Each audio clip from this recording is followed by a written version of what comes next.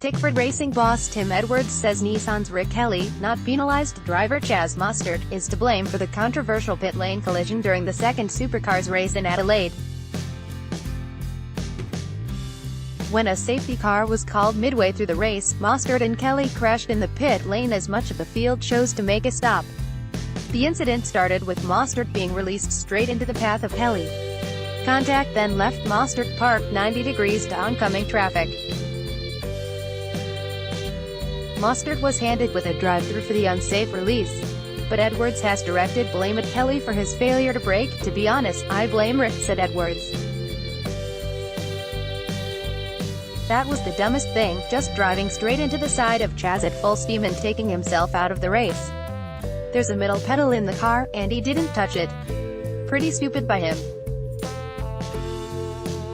Of course Chaz was done for unsafe release, but Rick took himself out of the race and turned Chaz sideways, so it was pretty dumb. It's 100% our fault. Between Chaz and the car controller we did move off. But it's not like he dumped the clutch in the pit box and took off.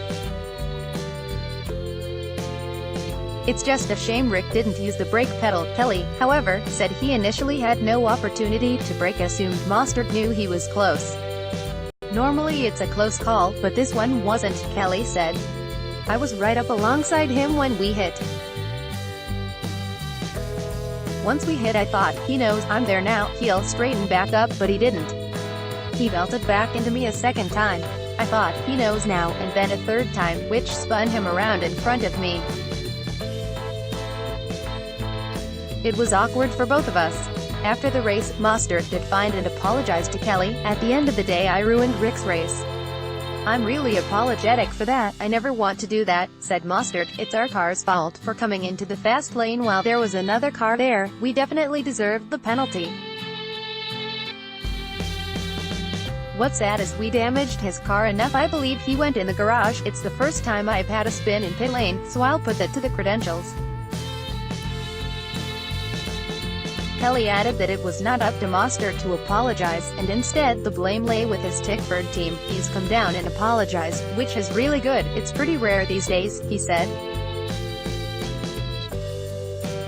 "But it's really not for him to apologize.